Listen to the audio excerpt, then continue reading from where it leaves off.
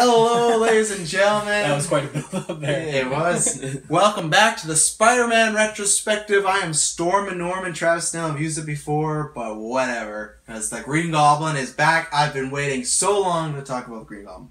I am the Rocket Racing Dylan West. I am the L word, Kyle Smith. I don't know that reference.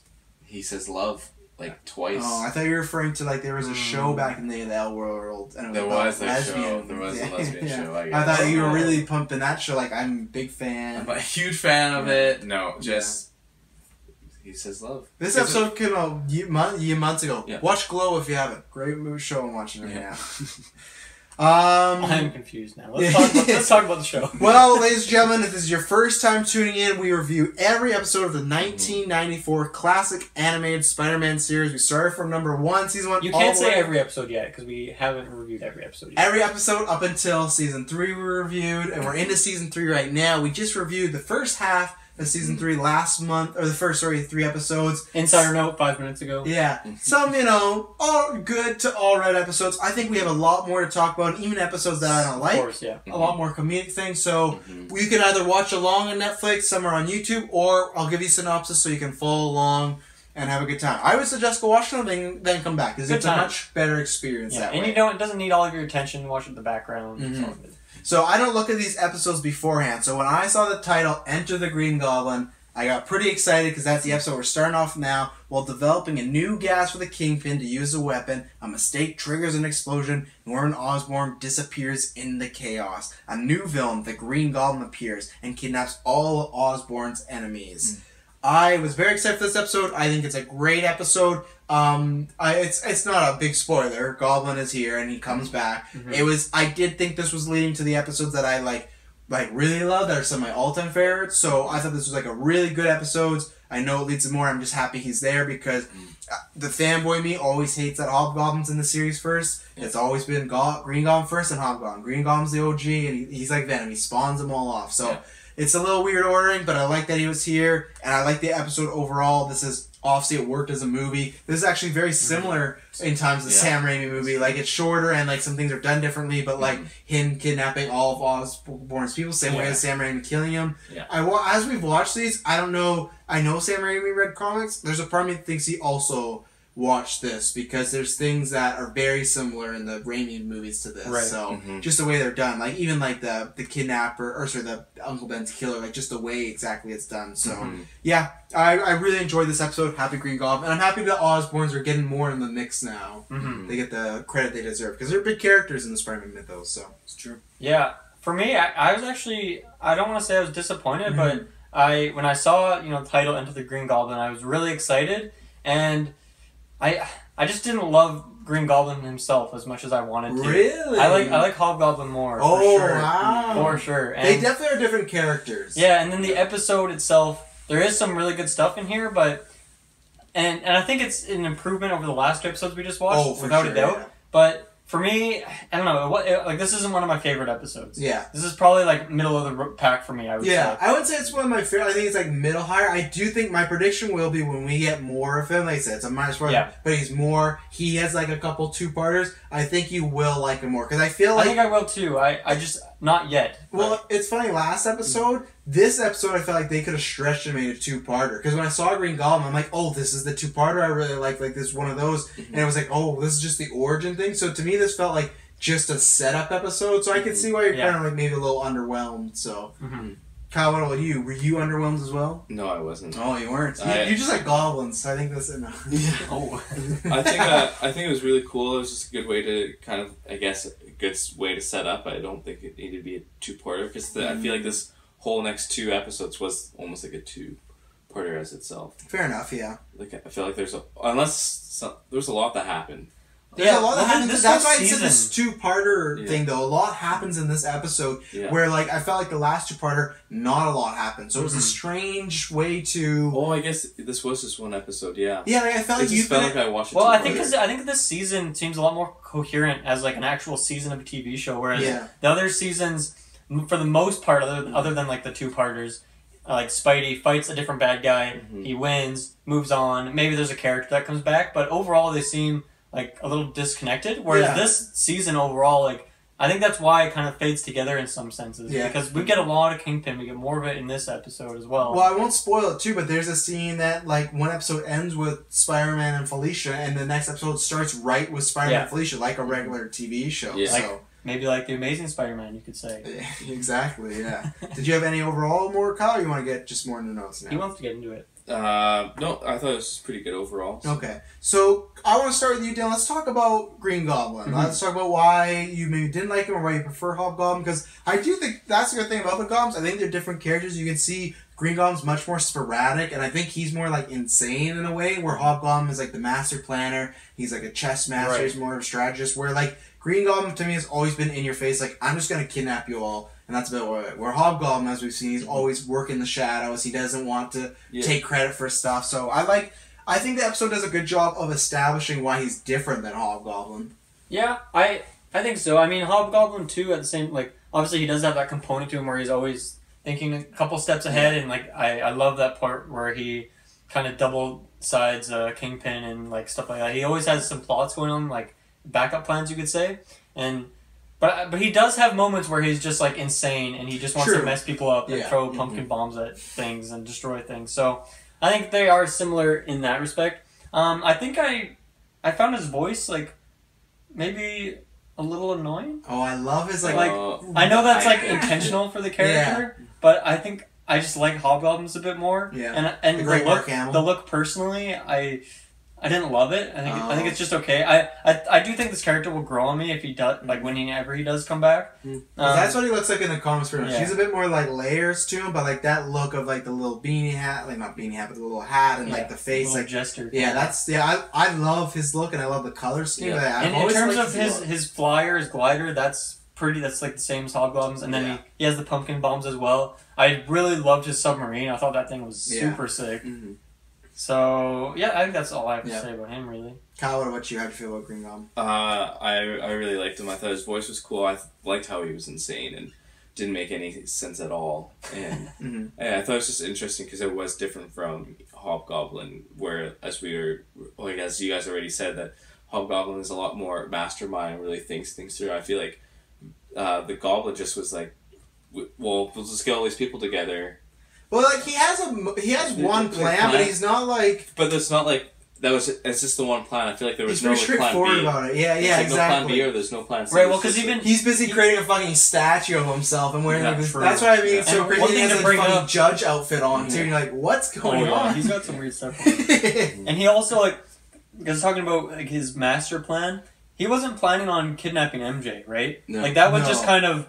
It happened. It was just like a circumstance, like, she's in the way, I better just kidnap her. Yeah. So in that sense, like, he doesn't always think things through, right? He kind of just going for it. Mm-hmm. So I think it's a really cool character, and I liked his glider as well too. How they did it as well. I guess it's the same.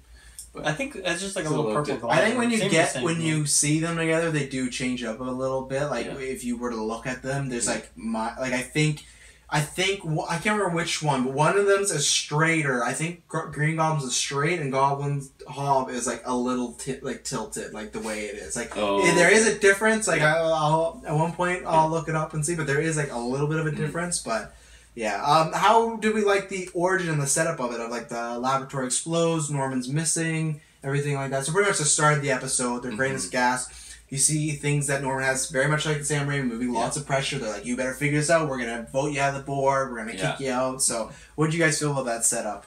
I think it was really cool. I think I liked how Wilson Fisk was part of it as well, too, and that really incorporated that whole storyline that we'll see later on with that. So I thought it was a really cool way of how they did that. What was Kingpin doing exactly? Because he's a board member. He's part of the board. Yeah. But he had some, like, plan going on with Norman under... Well, I think there's the board of, like, Oscorp is just, like, they make stuff for science, you know, but he, I think behind closed doors is trying to get him to create, like, that gas in the weapon. So I think he was going to plan to use that gas either to, like, make soldiers or to, like, use it as a weapon. So that's what Fisk was after, kind of behind closed doors. Yeah, I really like that, too, because I think it's the first time we, like, are told that Wilson Fisk is, you know, part of the board of directors. And Jameson, because up to this point, I don't think Fisk... he has that one speech at some point, but other than that, he's never really in the public eye, right? No. He's always kind of up in his tower with Smythe, doing who knows what when the cameras are off. And plucking roses. Yeah, he's always just plotting something. So I liked to see, I guess, like his reach grow, maybe. Like I guess you really feel like he has some reputation in New York, right? So I liked that. I thought it was cool. Mm-hmm. And we saw her last episode where we actually got to see lines from Felicia's mom. She was also on the board, so we saw her quickly. And that's her debut in the series, right? Like last episode was she was like they talked about it. She was like on a newsreel or something, and they showed the Hardys with like. Did she get kidnapped though? Like way back then? Mm-hmm. Oh, in the early season, by Doc Ock or something? Yeah, maybe she did. Oh, yeah, I think she did. So other than that, this has been her role, and then so then Goblin.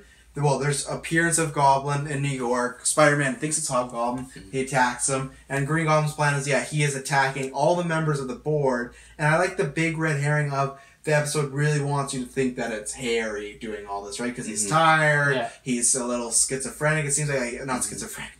That's Norman. But like he's just a little angrier than usual. Like he's moody. So I liked that. And even like has the plans in his hands. Yeah, so I liked that reveal at the end. Like obviously like we all knew it was Norman, but like I like the way if you think about it, if you're watching as a kid. Taylor wouldn't have known. Taylor would have been like, that's fucking Norman, Green Goblin. I know. Sixth Sense twist, this one. So yeah, I like that. I liked the simple if he just kidnapped them and he was kind of ranting and raving about stuff that, like I said, when he brings out that statue, doesn't really make sense. It's a cool statue of Liberty with a goblin mask on, but it's kind of like, I don't understand what your point is here, but you know, go ahead, be you. So it was a plot device to get him stuck. Oh well, yeah, because he saw his own face, and that was pretty much it. He was about to drown. Yeah. How did you guys feel about that way of him turning Goblin? I thought it was all right. I feel like it's just kind of maybe that's the lamest thing in this episode. It's just like, oh, he's gonna see himself. Like, okay, that works. Like if that's how you're gonna beat him, and. I think maybe Peter writes it off too quickly of saying like, oh, I think the Goblin is gone now. It's like, I hope like I'd have to see the rest of these episodes to see what happens. But I feel like as Peter, you'd want to keep your eye on Norman for a little while, Well, maybe he trusts Harry to take care of him and keep an eye on him. Harry? Who trusts Harry? I don't understand their friendship. That's not a friendship that makes any logical sense in this world. But they're just he doesn't act. One thing I noticed though, he doesn't say that anymore. He doesn't say best friend. No, it's changed. They're just friends now. Yeah. So it's gone down. I wonder if they'll become acquaintances at some point. You're not my best friend anymore, buddy. Yeah. When Norman is dead, Harry got to take over. He had a nice slick blue suit, and he was talking about like, how come you talking about a replacement for my father? And that was all right. So once again, just like going on of like setting up. I had in my notes still, and you talked about his look. Kyle, what do you feel about the Goblin's look? Did you like it? Are you? Oh, no, I said I liked his look. And I just wasn't listening. Yeah, it's fine. Goblin is so strong he can break Spider-Man's web shooters. Yeah, just. It makes sense. The electronics. Yeah, he's a strong guy. So I just put that. That's actually something. It's pretty smart for him to know that he had. I don't know if he did. I don't think so. I think he just like grabbed him, and it just so happened that that's where he. It seemed pretty intentional. I don't think so. I think he just grabbed him because they were on the glider, and I think he just went, and then like that's how strong he is. Just maybe by happenstance. What do you guys think? Lieutenant Lee was back for the first time in the season. We haven't seen her, I think, since maybe the Blade episodes. Right? Yeah, she comes up a few times in the next episodes. I mean, she's not like a great character, but it's always if you need a character, like if you need a cop or detective to bust someone, why not make it a character we know already and has some backstory? Yeah. And in the back of my head, it's always like, when's Blade going to show up? I know there's no vampires, but like, hey, I'd be okay if you came in this episode right now. He is a goblin, that's close. Yeah, goblins turn into vampires. Morbius comes out of nowhere. Obviously, Blade has to come back. Yeah. So I like to see her. It's just, a friendly face, right? Mm-hmm. So when Harry was kind of missing, they couldn't get a hold of him, Peter and MJ. You see newspapers of like, oh, Fisk is getting kidnapped, this and that. MJ and Peter at one of their houses, and then MJ's like, do you think Harry could be kidnapping all the members of the board because they feel that he screwed over his father? Like,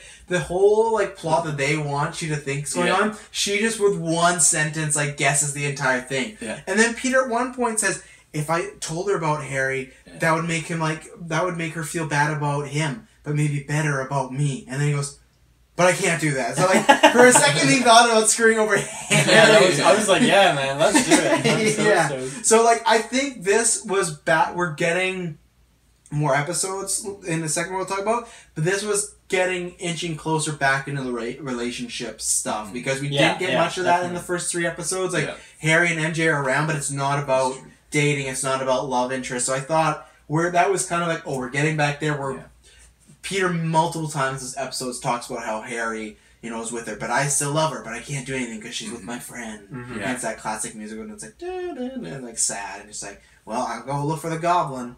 That's right. At the beginning, this is why I had my nickname or whatever, because at the beginning of the episode, he says, "Oh, I'm still in love with like Mary Jane." It's the first time we actually hear him saying, "I'm in love with Mary Jane." Really? Oh, really? Yeah. Really? He didn't say it all last season? No. I don't know. I believe you. Good. I don't believe you, but if so, bad time to decide that you love her. Yeah.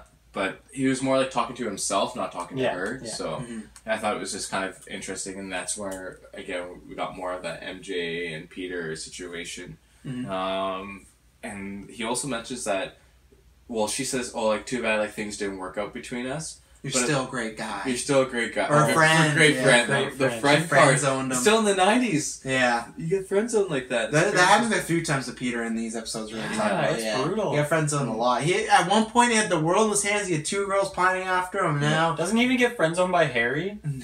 No. Like, in the sense that he's talking to Harry, like, he was trying to be there for him, and then Harry's just like, "Fuck me, I don't want to talk to you." Yeah, you're not my best like, friend. not necessarily friends, but he just gets, like, rejected by him in the same sense. I have it's kind of a build-up to a quote, but I really like, I guess, like, the montage of Green Goblin kidnapping everyone. Yeah. And I love when he scoops up Fisk with just, like, that one little titanium rope that just picks up this massive beam, and then he has, like, those shackles on him. And then he has a really savage quote here where he's kind of he's telling all the people what they did wrong. So he's talking to Felicia, I love that scene. What is her mom's name? Felicia's mom. Ah, yes. So Felicia's mom. Mrs. Hardy. Mrs. Hardy, yeah. And, she, I don't know, did something shady, and then some other character did something shady. And then she's like, Fisk, you've done all sorts of evil criminal activity. Your sins are only exceeded by your girth. I was like, holy shit, that's nuts, man. Well, that's what I had next. That's why I do like this episode overall, because at the end, he could have just kidnapped people, and we get the motives because we saw the beginning, but we already knew the motives, like, they're screwing him over. But then individually, he went to each person, like, Kingpin he uses, like, this guy, he used it, I don't know if he used them by name, but he at least insinuated, like, Scorpion and Rhino, like, he insinuated, like, you've used hundreds of dollars for, like, science projects gone wrong. Hundreds of dollars. So, I don't know if he said hundreds or thousands, but something like science experiments that have gone wrong, you are shady, like with each character, now I can't remember them all, but with each character he went to and said, like, you've done this wrong, and this is why you should pay for your sins. And I like that because murdering them, okay, maybe not the best route, but in his mind, he's evil Goblin, he's insane. She's like, yeah, these people, not only did they screw me over, they wanted to kick me out of the board, and they're also awful people. And that's what I liked about it, because most of them are awful people. Like, the Goblin's kind of right about them. They've all done stuff that were questionable, or it was either questionable or they had the design to do something evil in, like, Fisk's case. So I liked his motives a lot. So, and I like the statue. I'd have that statue in my house if I could. The statue loaded with Goblin. My favorite thing is that it's the regular statue. What size? Like life size? That size. Like 10 feet tall? Yeah, that size. I like it's a regular statue, but his face is not even like the bronze or the whatever. It's like purple. And, literally just a mask right over Yeah, he didn't spend that much money on it. Do we have any other notes? I know there's one big thing at the end of the episode, so we can leave that last. But any other notes? Just the big thing, I'm pretty sure. Yeah. Kyle, anything else? No. So then, Spider-Man saves the day. He's been known, yeah. Yeah, like we said, he gets the mask off Norman, and it's a big reveal, of course. If you didn't know, it's Norman. And there's this thing where the statue falls on him, and for some reason the Goblin doesn't want to look at himself. Like, it's, this kind of weird, only a schizophrenic Green Goblin character is going to understand this. Yeah. Snaps him out of it. Next time he wakes up, he's like, Green who? Like, he has no idea.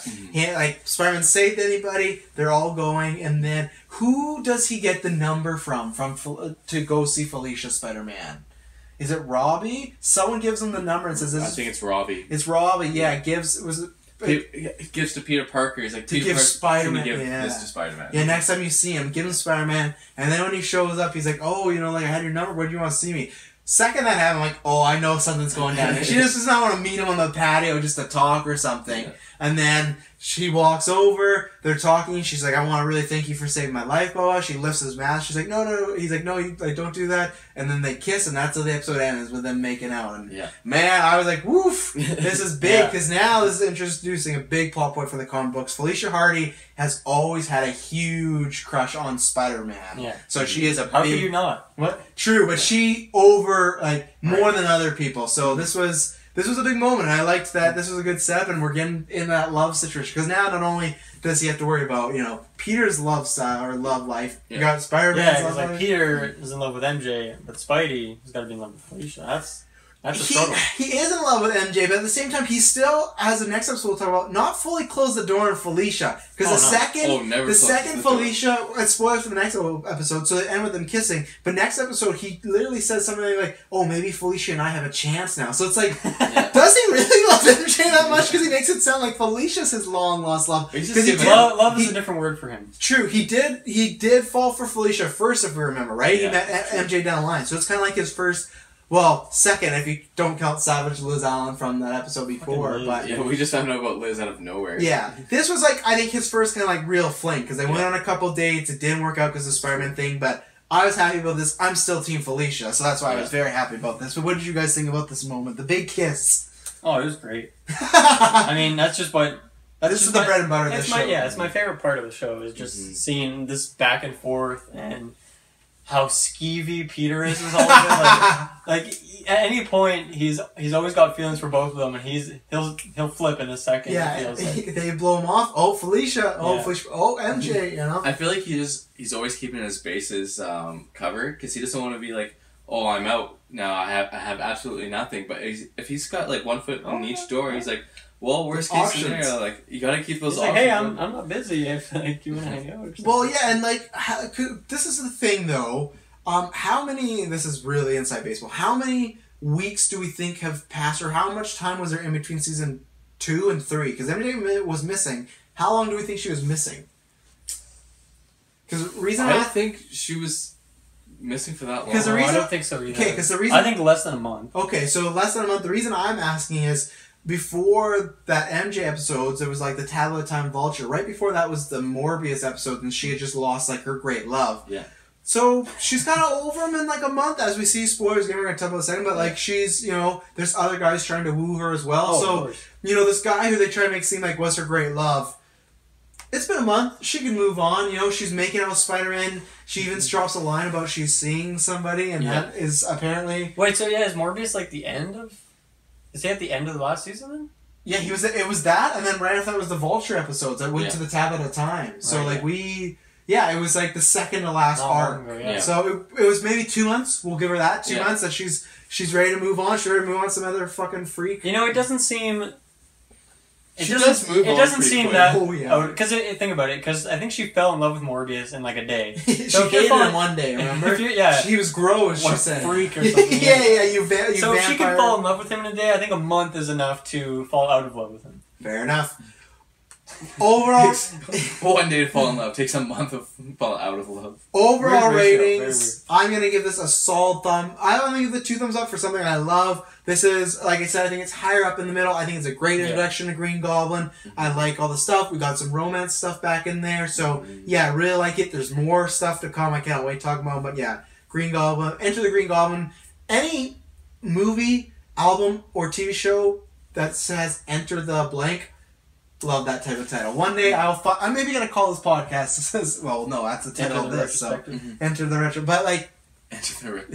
Yeah, it's not that bad. Great, just a great episode. I liked it. Solid thumb up. Yeah, I think the more we talk about it, the more I realize that it is actually a pretty good episode. And even though I don't love Green Goblin yet, I still the episode was good, and we actually got some Felicia progression and stuff like that. So I'll give it a nice clean thumb up. And before you, I think it could be very much like the Craven episode. Remember, you liked Craven enough, but then once he came back, it was familiarity. We already kind of like him a little bit. Yeah, and I think they'll use Gone better. His voice will not change though, so that's fine. It should be annoying, so I'll get used to it. I think you should just take the L on that. Kyle, take the love. Take the love. Take the L word. The L word. I'm going to give it a solid thumbs up. thought it was a great episode. A lot of fun to watch, and it was cool to see all the dynamics that they all went through. So. Mm-hmm. Episode 5 of Season 3, Rocket Racer. Spider-Man finds himself in competition with himself over Felicia. Okay, right, that's what happens. Oh, yeah. Meanwhile, Jackson Wheel leads a gang of thieves armed with a jetpack technology. Wheel has developed a large gyro reel in which he uses to plunge the city. Robert Farrell tries to help his ailing mother, I forgot she was ailing, by using science and gangs technology to arm himself as the Rocket Racer, based off the Amazing Spider-Man issue 172, 182, and 183. I'm going to let you guys go first. I thought it was a kind of meh episode, to be kind of honest.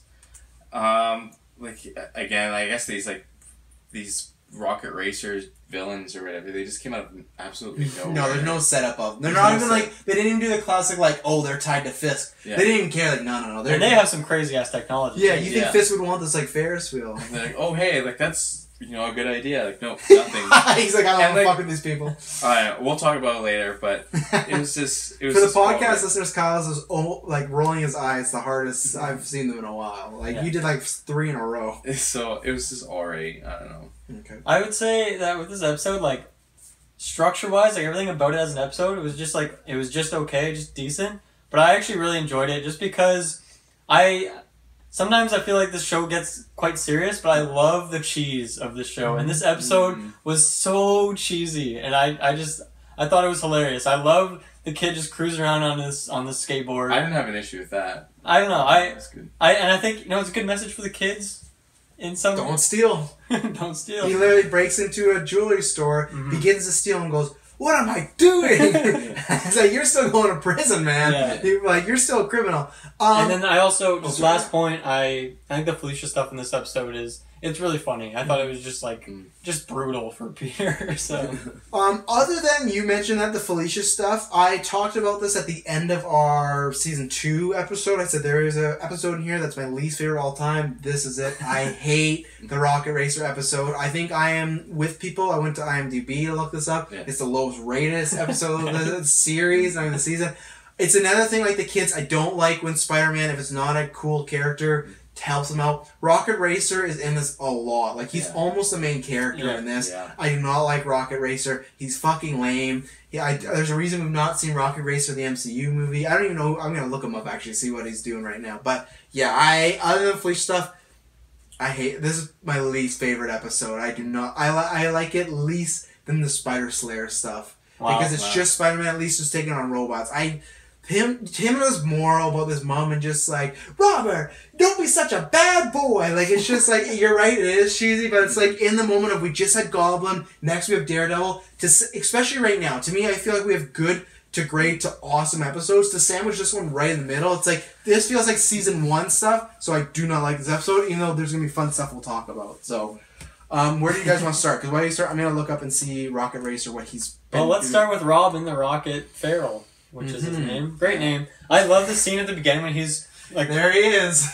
Look at him, his costume there. So, judging by that comic cover, he's not been on too many issues. So there's for the viewers, the scene at the beginning, he's just cruising around town on his skateboard. I think he runs into those bad guys, but I love how he's just commentating on every little trick that he's doing. Look at that, man! Oh, I'm pretty good. Yeah, I just... The crowd goes wild. Yeah, fuck him. See, this is hilarious. Rocket Racer. I didn't think it was that bad. Oh, it was hilarious. And then this is actually later. I think it's when he has the rocket. Actually, no, it's not the rocket pack. But he literally jumps over someone. He just straight up jumps over an entire person on his board. Yeah. That's mad skill, man. I've never seen any skateboarder who can jump 6 feet in the air just off plain ground. That's true. I did look. It seems I don't know for sure. Tell me if I'm wrong. It looks as far as Wikipedia, his last appearance in just a comic book was in 2007. In other media, so that could be video games, shows like this, he's only ever been in this show. Out of everything. So you know what? There's another thing I'll put in, and then I'll make him crash in a mousey. Big explosion in here. I would be down with that. Mm-hmm. So Kyle, how do you feel about Rocket Racer? I like him, and I get the moral of he was tied up in crime. He's helping his mother. I was finding that I found him like annoying, and I just didn't like that he had so much of a main stage. So like but he was fine as like Robert. I just didn't like once he became Rocket Racer. Yeah. I feel like it was just another. I love the name. Another name for Halloween. The name is so funny. It was just another. I want to be Norman or Harry Osborn. I want to get like that orange jacket and those jeans. Oh. What else do you have for your notes there, Dylan? What do you feel about Rocket Racer? No, Dylan wants to talk this whole time, so it's fine. Oh wow, Jesus! Travis asked me a question. I did. No, I think he's just all right. I feel like it was another iteration of just having another child like kind of push us through this whole like plot. I guess not really plot, more just like an episode, just to have an episode. Yeah. More than anything else. Savage. But yeah, like I also feel like it's very stereotypical of the episode as well too, having like this black child who steals and who's from bad neighborhood, you know, mom wants him to be better. Yeah. And he's like, no, I gotta stick to my roots, and I just didn't like it for that aspect, and I thought they could have, that's probably why they don't have him in anything else, just because of that. So he might be a little dated of a character. Yeah. At one point in the episode, I don't know when it happened, Spider-Man goes, what a lousy time to have no web. And that was one of the first times it was really happening again. That happens a lot in these 4 episodes where it's just something happens. Like, Green Goblin episode happened when Goblin broke it. But at least then it's like, okay, you've shown a reason why like Goblin took them out. Like, that's a battle. Yeah. Like you lost them in battle. This was just like, oh, he's out. And he I'm does out the battle. Yeah, it's like, I'm out. It's like, every time you go out, like, you should have this. Well, I think it is maybe in the 2-parter that this happens, but he runs out of cartridges, and then like in the next scene he has more. So it's just so like, are you really that uncreative that you couldn't think of something else that would delay it 5 seconds? Because now it just makes no sense. How did he get more web? He didn't go home. This is literally, he walked outside the building and now he has some. Yeah. That's why I like the web coming out of the arms. Me too. I know. People, OG fans think, it's a cartridges. I like the arm one. I always do. Can't use the scapegoat. Was the first Spider-Man with cartridges? Yeah. That's why. It's the OG one, you know. One thing I'll say, like that rocket... what was that squad even called? Were they the Rocket Squad? They're Rocket something. Rocket Squad. The guys with like the gyro... Let me look. I think we're thing that they kept saying. And then they also had like 3 guys on jetpacks. They were really weird. Like, they just kind of came out of nowhere, hey? Like, it does just say a gang of thieves, but they referred to them as Rocket a couple times. A Rocket something. The Rockets. I think it's the Rocket Squad. Honestly. The Rocket Squad. We'll go with that. Yeah, they kind of just came out of nowhere, but I really liked that like wheel, that Beyblade looking thing that they were kind of cruising around the rooftops with. I thought that thing was really neat. Mm-hmm. Robert called it the overgrown hula hoop, and Felicia called it the Ferris wheel thing. Yep. So just great titles, you know, great comparisons by those two. Something we learned that I felt like they treated like we've known this whole time, and he said that he's been doing it for a while, haven't seen any other episodes.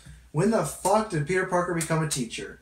And I know he's helping because it's like the lower class people he's spending it's like, I took it as he was like an assistant. Yeah. But I think she did say like, oh, you gotta teach your class now. Yeah, they made it sound like he'd been doing this for a while, and it was weird that we never heard any mention. It was just the thing. I think it's like a club. I think it's like an after-school club they do like once a week. I bet we never see it ever again in any other episodes, and it's like, what? Like, I thought she like introduced him as like an assistant. I took it as like a club that happens once a week. Yeah, a weekly he's helping thing. a lot of these underprivileged kids, you know, do better with science. But they did refer to him as a science teacher. Right. They said science teacher. So like I think it's I think it's volunteer work. I think it's, hey, these people for some reason can't afford to go to school, so this is where he's teaching them. And I feel like we haven't learned that, and I feel like he's never going to do it again. Well, you just learned it now. It was just a setup. It didn't lead. It was the setup for him. It was set up being knowing Robert or that tie-in, so I thought that was all right. And he was just like, "Hey guys, how's it going?" And he was all cheered. So it was good to see. Good to see him. I like to see that side of Peter where, you know, he is a smart dude. He's very nerdy. That comes up in the next episode as well. Mm-hmm. And so I like it in that sense. I have a good quote from him when he takes out those bad guys when they come back to ransack the store or burn it down. He catches them and he hangs them up and he's like, I always did want to hang out with the homeboys. Oh, I put that. Yeah, that was. I think that was bad. Like I don't know. It was just like the whole episode felt like there was like some like racial stereotypes. Like that was like a little. I was like, oof, but okay, you hang with those homeboys. Like, yeesh. But I had that in there too. I was like, wow. Let's see. We talked about Robert. We talked about him stealing. Let's talk about a little about Felicia. So at this point, he has a kiss with Felicia, and then he's like, oh, like he goes to like, maybe I got a chance and everything like that. And he goes like, hey, you want to go get as Peter Parker? As Peter Parker, yeah. You want to go on a date tonight? Well, we should say as Spidey, the very because the episode kind of picks up from the last one ended, and he says, "I can't be with you." She's like, "Oh, I know." As Spidey, she seemed like way too okay with it. She was. She should have tried. And then when Peter says, "Hey, you want to go on a date?" She says, "No, sorry, I'm seeing someone." So strange because she just confirmed with Spider-Man, like, "No, we're not gonna be a thing, obviously, because you're Spider-Man." But like, she's making it seem like she's pulling an MJ from Spider-Man 1 in the Sam Raimi series, like, oh yeah, I love somebody, or I'm seeing somebody. So, and then she's just like, I consider you a good friend. So he gets friend zoned again.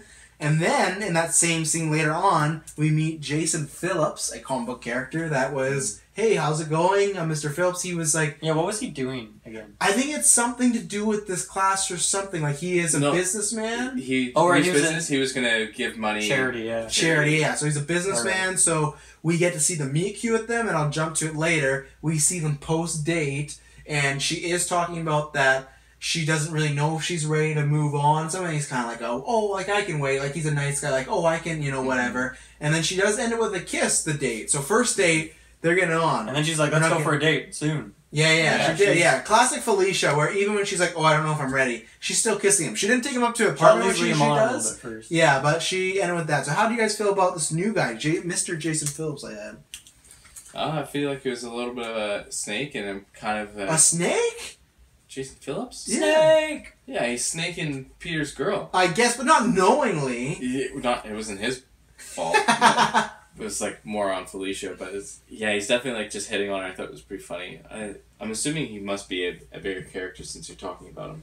Well, but no, there's people like Liz Allen there from the comic books, like in Flash. Like, he's just a character from the comic books. Oh, like, okay. No, like, he's like, when you guys asked about Rocket, like, I try to, if I know, let you guys know. Like, Mousy, not from the comic books. So, yeah, he is from the comic books. Yeah. Oh, okay. Yeah. Right. Yeah, I thought he was just over 8. Yeah.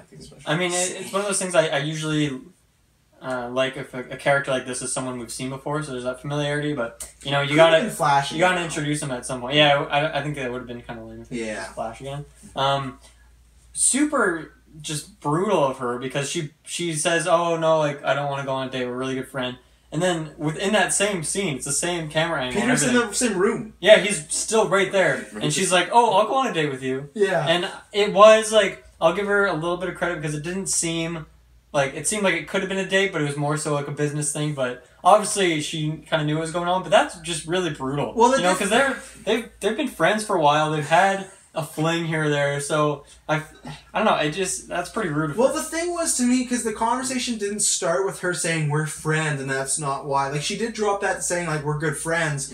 But she started, her lead-in was, I'm seeing somebody. So, like, either she is seeing somebody and she's like, she's fine to see this guy, but not Peter. Or, from Peter's perspective, like, if like he wasn't Spider-Man, she's like, you just lied to me saying you're seeing someone just to blow me off so you go on this date with, like, Philip. So, yeah, that was, Felicia's always, never clear-headed. She's always using guys, I thought it was more what Dylan said. It was because, she needs to get that money, and they want that, fundraiser. That sounded really bad. Well, I know she wants to go on that. She needs to go on that date, to get that money. Get that money. And then give him a little after-date kiss, and that's start with that at least. Yeah. And then Peter sees them as Spider-Man on the rooftop, sees them getting dropped off. The kiss happens, and he goes, "Well, bye." He says, "Bye, Felicia." He said, "Well, bye, Felicia." Like, it was something like it was good while it lasts, or it could have been something good. And he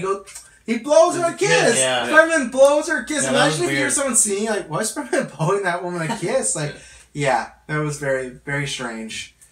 Any other notes? No. Okay. Thumbs down. Hate this episode. My least favorite episode of all time. Other than the Felicia stuff, meh. Yeah, like, it just, and the episode ends, they run with the bad guys, Rocket Racer is fine, Peter and him work together, you never see him again later, so, thumbs down for me, did not like this episode. I don't think it's a great episode, but I had fun watching it, I liked the cheese factor, the Felicia stuff was great, I don't mind the Rocket Racer himself, I think he's just really stupid looking and kind of funny. So for me, it's not a great episode. So I'll just once again I'm thumb right in the middle. A lot of those today. Yeah. For myself, I'm gonna give it just a thumbs down. I thought just a thumbs down. The Patero rating of just a thumbs down. I thought there's a lot of like stereotypical like underlining like tones in this, and I wasn't vibing that at all.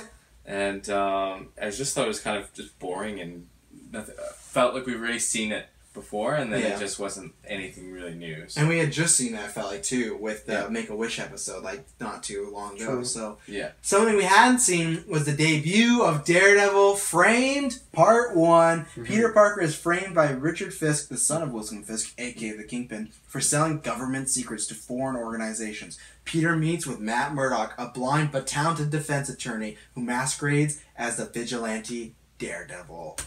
Oh, yeah. Mm-hmm. This episode was absolutely amazing. Great episode. Everything about it, like, just as a two-parter, you know, great storyline. Worked. I love the look of Daredevil. He's fucking jacked. Yeah. I think he's the most jacked person we've seen. Like, Punisher was huge, but, like, his abs have abs, Daredevil. Like, he is set. Like, he's good to go. Oh, yeah. Murdoch could be modeling. He probably is on the side. Yeah, he just doesn't know. People snapping pictures of him without knowing, not paying him. That's jacked. Well, at least I'm a lawyer. I can defend cool myself. Glasses too. Yeah, no, on the same great episode. Like I had told you guys before about this, like Daredevil. Like wait till we get the episode. Yeah, this is one of my favorites. This is like for best episodes. This is like the X-Men Venom level for me. Like it goes so well. And I was talking about this with the secretary. She has to kill my dreams because she's like that will never happen. But like. This could be a movie in the MCU. Imagine Tom Holland, Charlie Cox, Daryl. It's so easy. Tom Holland gets framed for a crime.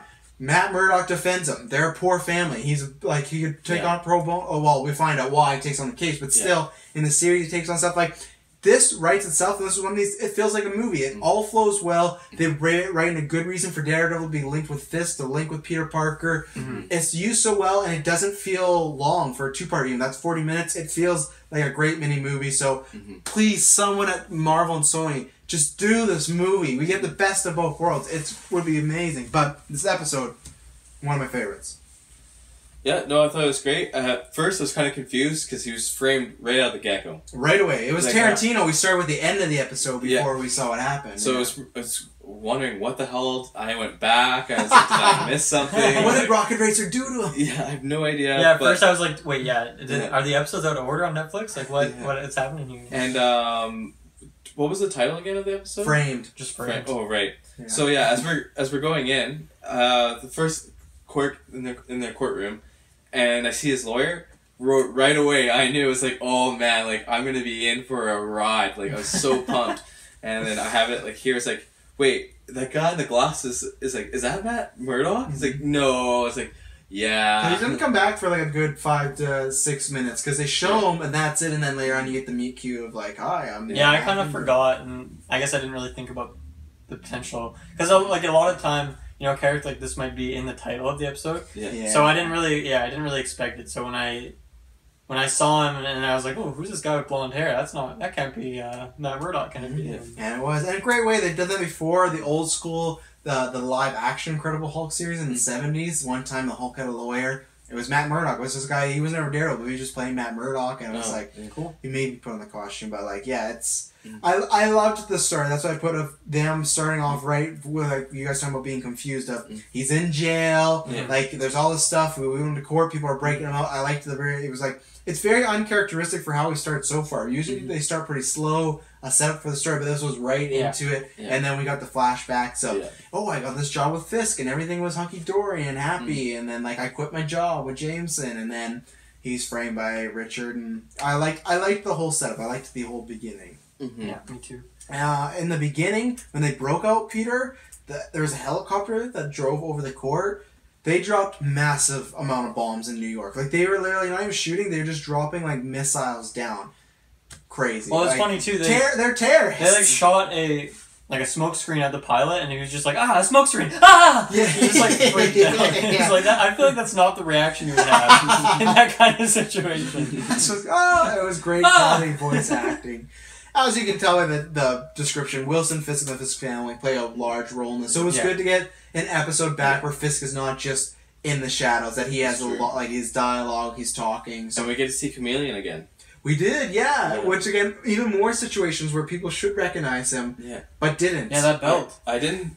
At the Spider-Man one, it's like, oh, there's just another Spider. I didn't even look at the belt. I totally forgot. I don't know about how you Chameleon. can. Yeah, I don't know. The second there's like considering two that Spidey's only red and blue, like anything else just sticks out for me. Yeah. And I like how you picked out the blind lawyer in the court, but you didn't pick out this fucking bedazzled belt that Chameleon's wearing. Yeah. All Chameleon has to do is put a strip of something over it, you know? I just totally forgot he was in series. Yeah. Yeah, well, that's the thing I was gonna say is like he was the season finale of season 1, and neither none of us were really that into it. We're like, oh, you know, it was a decent episode, but like to end the season, like, come on, I want something a little more than that. But he's come back twice now, right? The Sinister, Insidious 6. Yeah, and then this was it. And I think he does. He'll come back a couple more times because he's an easy character. Yeah, to plug he's in. a good character. Like obviously, the things he can do are not so much about like just brawn, like just messing people up, but it's more psychology component of it or tricking people. So he's a good character. And I like him now that like I'm familiar with him and I see what kind of role he has as a villain. I think he fits well into the show. So I think he's a good addition to this two-parter. I'd really like him in the movies to be like a side villain guy. Like if you had a main villain and like Chameleon.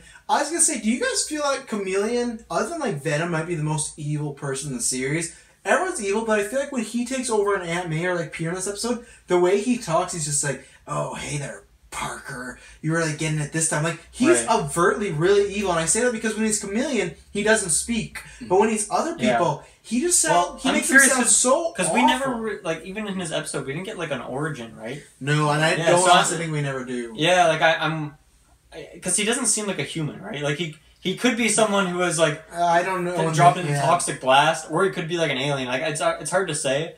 But yeah, he is definitely just like an inherently evil dude. Yeah, like I want to know what made him so evil. I've never even read that much like he's been side thing, but I don't remember any comic books I've ever read. Like, oh, this great Chameleon story, you know. What notes do I have? Yeah, I'm talking about Matt. How did we feel about? Yeah, we talked about him being episode, but how do we feel about the character of Matt Murdock and Daredevil? You guys are obviously huge fans of the Netflix series. Did this? How was this iteration? Well, the origin story was similar, a little bit different because in the Daredevil show, his dad doesn't. Does his dad do crime? No. Yeah, I didn't think so. No, and it's funny because the origin in the show is correct. The Daredevil movie with Ben Affleck does this origin. So it's another thing of, I feel a lot of these what origin is? So the origin in the TV show, Daredevil, and it's a like the new Netflix. Netflix, yeah, it's him saving an old man. Old man's crossing street, cars coming, pushes them out of the way, so he loses it being a hero. In this show, in the Daredevil movie with Ben Affleck, it's his dad as a criminal. He sees that. And in the Ben That's Affleck... the last thing he ever saw. That line is in the Ben Affleck movie, that exact line. So I think the people producing, like, the OG 2000s movies, watch these animated shows because it's the exact same. So it's not the comic version. It's his dad was a criminal. Yeah, I like the little twist on it. It's cool. Like, it makes sense. He's a good character. And then Daredevil. I love the look. Like, even when he's in like a dark room and you can just see like a little bit of red. Like, it just looks great. And then I love when you see his point of view and it's just like this red vision and like the heartbeats are kind of highlighted. Yeah. It feels like Jason Friday the 13th. I feel like he gets to see a bit more than. Like other versions of Daredevil, like he pretty much just has like an infrared filter on his eyes. He can see. I mean, it's almost better than. Obviously, it's so we're not looking at just like a blank screen, but that'd be so funny. What do you see? And it's just like. Well, my question is that does he see all those things because his senses are actually true? Yeah, he does. So I just wish we had some variation sometimes when it's like if there's no noise, but like every time they go to his eyes, it's like. Other than, like, the corners, like, you can see pretty well, and he can see better than Spider-Man, because, like, at one point he couldn't find, like, this grate, and he's like, it's over there. So it's, like, in ways that, like, I wish they would have shown a bit of, oh, sometimes I can't see, you know, but it's a 22-minute episode, so I understand. We also get to see Stick. I don't think Stick has a line. Like, he's strictly... Just training He strictly has a stick, I guess you could say, and he's showing Daredevil how to... attack with batons and He's kind of looking like the Unabomber, though, in this episode. Like, his glasses, his hat, this tracksuit. It was like... You know, not a little suspicious. Yeah, but so we get that mini, which is good because obviously you guys have known that. But like if you didn't, I think it's always good to give these mini origin stories for these people because I think it's just makes it that. And for this, it's needed though. Also, it's not like Doctor Strange does his origin; it plays into the next episode. Remember? Yeah. So, what else do I got? I put so at this point they've made it look like his chameleon is posing as Spider-Man. Yeah. Daredevil kind of has this idea that maybe Spider-Man framed Peter Parker. Yeah. So the first time Daredevil and Spider-Man meet, we get a fight scene. And I think it's one of the better fight scenes in the series. Because sometimes we talk about that, like when Kraven fought the Punisher, we were like really disappointed with it. It was like just a lot of like bear hugs. This was like, they were doing acrobats and he was using his like the stick and he was using like his walking stick and like the webs and the way they fought and everything. I thought it was a good way to show how, and at one point, like, Spider-Man kind of, like, I think, underestimated him and, like, did a flip, and then Daredevil just came and, like, kicked him, right? Oh, like, he's like, his senses are, like, a lot more strong, and nice, stronger than snapped the web with a baton or something. Yeah, and there's one moment, too, when after they have their meet cute, and it's like, oh, no, we're both good, we're helping Peter Parker. When they run downstairs, all the people from the and his fight scenes, it got flashback to, like, the hallway fight scenes and whatnot. The fight scenes with the guys were good, he was flipping, using the baton. Yeah. When Spider-Man comes down, he goes, what happened to them? And Daredevil just goes, me. And that's why I like that. He had, like, a nice fun, like, very much like Daredevil the character, but, like, he had, like, a little dark humor to him. Like, he was lighthearted, but not in the sense Spidey was. Like, he was very serious, but he could crack a little joke if he needed to, and it worked out well, and I really liked it, liked the origin, liked everything they did with Daredevil in this. Good character. For sure. And then, if we have anything not to say about this episode, the episode ended in a cliffhanger with Dare on the ground. There was a bomb that went off from, I think probably Chameleon or something, and a building was falling on them, and it went to be continued. Right. Well, I have a couple more things. I like at the, I guess it's somewhere near the start where we find out that Peter quit his job at the Bugle, right? Yeah. And then he starts this new job working for Fisk. And that was one thing I was, like, a little confused about, because I thought that at some point Peter found out that Fisk and Kingpin were... Not yet. Because has he ever been in the same room as him? He has before, I thought. Well, yeah, because there's...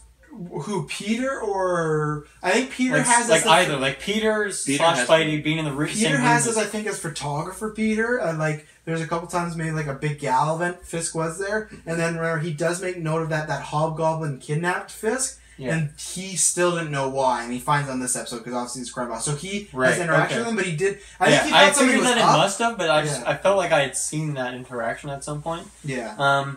So yeah, I like that. That's what I was saying earlier. I love how we get to see like the nerdier side of Peter because he's talking about like this disc and what he's doing, and like I have no idea what I couldn't even recite the words just because he's just total nerding out. And I don't know. I really like that part of Peter, and sometimes I feel like it's kind of brushed over or forgotten about. You know, he's just it's almost like, oh, he's just really strong and he has webs, but it's really important to remember that he's like just a really smart dude. But we had that in the last episode when he was teaching kids about science. Exactly, science. That's what I mean. Like this like 4 episode chain or whatever. It shows that side of him that we haven't really seen in a while. And then here's another like just a weird point. So Peter is going. I can't remember why, but he's walking around and he sees a hot dog stand, so he goes to the hot dog stand. He's like, "Get one, please, with lots of mustard." Is that not a strange request? Have you ever heard anyone who has a hot dog with just lots of mustard? Yeah, Peter Parker. Like, is that not weird? It was weird to me. Was it weird? I don't know. I don't think you should be that weird. I think mustard's gross anyway. But I don't like mustard, but when I was a kid, I had the ketchup, and I would put lots of ketchup, and that's something I would have said. Right, but mustard is different than ketchup, because ketchup most people like, whereas mustard's, first of all, it's a niche thing, but he loves his mustard. But now he's only having mustard, because he didn't ask for ketchup or relish or something. He's asked only mustard and lots of it. He's a big fan. I feel like you're digging way too deep into this. I think it was jarring to me. It was strange. It was more jarring that they pulled a gun on him and he's like, "What's this going to hurt my calorie rate?" And, and he literally swapped the gun out of her hand and then ran. And she's supposed to be an FBI agent. She's just like, they were really bad. The FBI agents. I had no idea. She should be fired. Well, they were. No, we'll find out. Were they? No. Was there anything shady about them? I thought they were just federal agents. No, they were shady. Oh, I forgot about that. Yeah. Anything about this episode? More? I think not. No. I give it a 2 thumbs up. There might be a spoiler for the other one, but I think it's a great... it's an episode that is a great setup to the first one, or the second part, but it is a good standalone episode. I think Spider-Man and Peter Parker's storyline is good. Fisk's storyline is good. Daredevil, Matt Murdock being in there is great, and they do a great way of utilizing him, whether it's character or fighting, so 2 thumbs up. Yeah. I'll give it just one big juicy thumb. I thought it was a good episode. We introduced to I guess Matt Murdock, new character, and then Kingpin kind of brings it back, and he, I guess we get to see more of him as like a crime boss, yeah. And then Chameleon coming back, he was pretty good here. There was some good quotes. So overall, yeah, one big juicy thumb.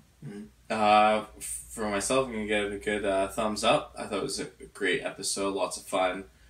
Sweet seeing Matt Murdock in there, and a bit more Kingpin, because I feel like he's probably one of the better villains that we have in this whole series. So yeah, that was great. Cool. Alright, Man Without Fear, if I can pull that up. Spider-Man has teamed with Daredevil, aka Matt Murdock, and attempt to clear Peter Parker's name from crimes of treason, to which Daredevil informs him of Wilson Fisk's true identity as Kingpin.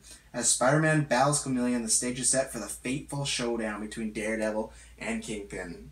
Well, we talked about it a little bit, but overall, I thought this one was even better than the first one, so that'll probably spoil my rating. But like, I love the whole thing. I just love the way it flowed. I love the way they incorporated the flashbacks the most, not only to tell Fisk's story, which was good because we hadn't got that in this series. It's minor spoiler, but like when they're fighting and they're both having separate flashbacks to why they're motivated. Daredevil's motivated to get Fisk because he hurt his dad and cost his dad his life, and Fisk is motivated because he's getting flashbacks of him being abused by his dad and feeling like he doesn't have power. So I thought I think for like once again for an animated 22-minute show, like they do really good like character pieces, and I thought this was one of them.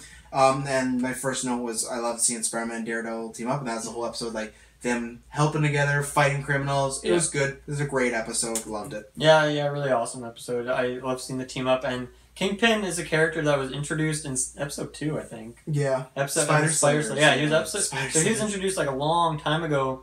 And so we finally get his origin story. We've never even really had glimmers at it. He's always, like, even the episodes where he's the big bad guy, it feels like he doesn't have a ton of, like, airtime, I guess you could say. Like, he's always kind of in the background, being the Kingpin, obviously. So I really like this episode to actually delve more into his character and understand some of his motivations, because I haven't really thought about that. Like, obviously, watching the Daredevil TV show, I know a bit about like what his origin story is there, and I just realized that we didn't really get any until watching this today. And then, I really like the action and the fight scenes in this episode. I love when Chameleon turns into Daredevil and he's fighting, like it's just Daredevil on Daredevil. I thought that was pretty cool to see as well. And then we also get some more MJ stuff going on. So yeah, overall, really good episode. Yeah, that was an awesome episode. As we said, the team up was sweet. The action was really cool to watch as well too. They did a really good job. So, yeah, great episode. So we talked about. I brought up that Spider-Man and Daredevil team up. They're fighting. This leads to. I honestly do forget. How did MJ get into the equation? Did someone kidnap her? Was she in trouble? I forgot what happened there. No one knows. Or did he just bump? Because how does Peter go meet MJ? Because Aunt May's in the hospital. Right. And then fucking Anna's there, and she's just bringing Peter out. Oh my god, so brutal. Where were you? She's sick. And then isn't Norman there, and he just like doesn't say anything, or is he just not even there? Hard to remember. Norman or Harry? Harry, sorry. Yeah, no, I don't think Harry's there yet. Yes. I don't know. I think he shows up a little bit later, and then so they have this moment where they end up in a broom closet together, and I don't know why they're consoling each other. Oh no, because Peter can't be seen there at all. So Peter grabs MJ. Right. So because he's still a criminal at this point. So like Daredevil. So he's a terrorist. Sorry. So what happens was Peter got broken up by Kingpin, and they were just doing that to like pin it on him. They were just gonna kill him. They didn't say that, but they're gonna kill him, and then just say, "Oh, Peter's been guilty, and Spider-Man's out doing stuff." So he's going out. Aunt May, we didn't mentioned she's sick because she was so worried for Peter. Like she's just having like a emotional breakdown. Yeah. She's in the hospital. He's going to the hospital. It's a rough life for Aunt May. She has a lot of emotional breakdowns too. I feel like. Well, you know, she lost Uncle Ben, and then Peter is just like just puts so much pressure on her. What did you say? Look how old she is. Wow. She's not that old. Come on. Isn't her hair like blonde instead of white? It's true. What? It is blonde. I think blonde-ish. You can dye it. That's true. Yeah, but I don't know, man. Have you ever seen like a person who's over 100 years old who's dyed their hair? Because you get to a point where you're like, I don't get that. Whatever. Anyways, it was great. So Peter's sneaking in. He meets MJ. They're in a broom closet. They're coming with a plan. Their plan is to sneak him out dressed as a doctor to see Aunt May. Yeah. But before that, MJ's pretty much, oh my god, I was so worried about you. I'm so glad you're here. She goes in and she kisses Peter. It's a quick kiss, and she does go, sorry, I shouldn't have done that. Yeah.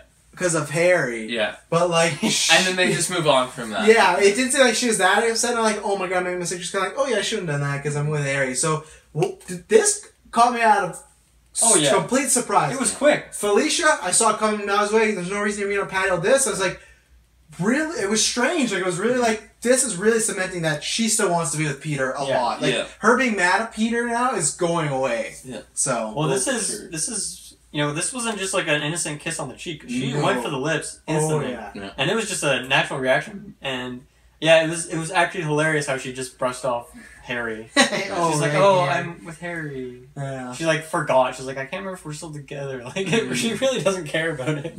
And then we see Harry like walking out. Where did MJ go? Yeah, classic Harry. So I'll ask you, where do you think this is leading for them? Do you think a breakup's coming up? Do you think a love triangle split? Do you think is Harry gonna dump them? And if so, if you think there's gonna be, what do you think is gonna happen? And what will be? How many episodes from now will something happen?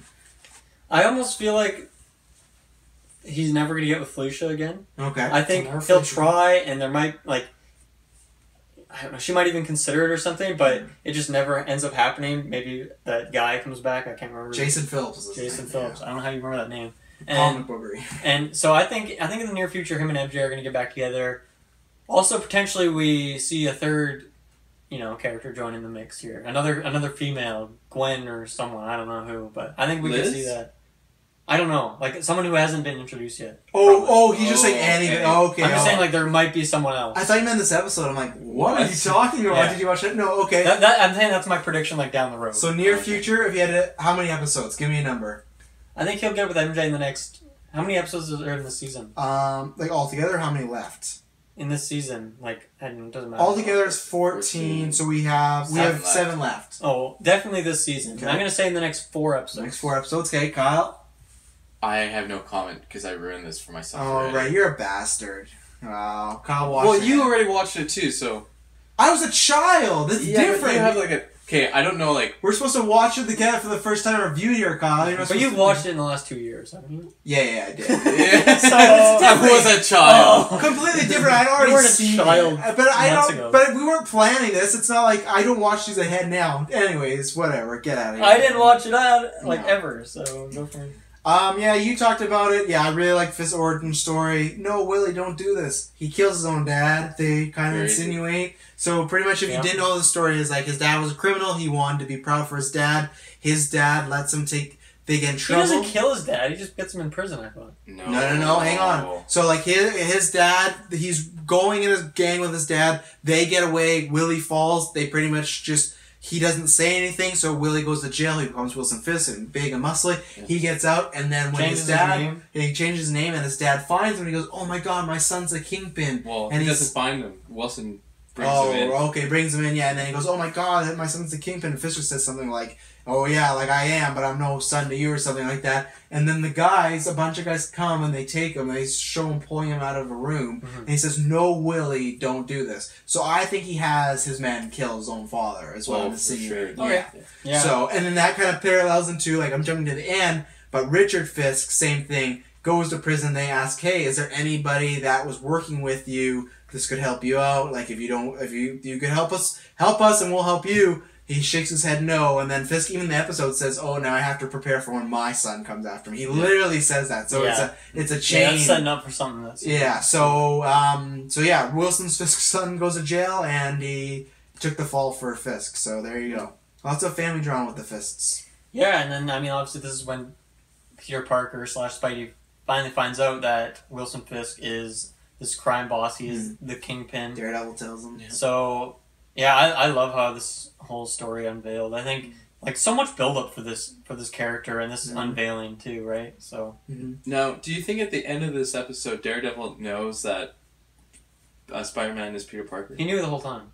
Well, no. Because he can smell him. It's contradicting. He smell him, no. Oh, 100%. He could, but... I was 100% confident that he knew the whole time. There's if you have that, he can smell different people.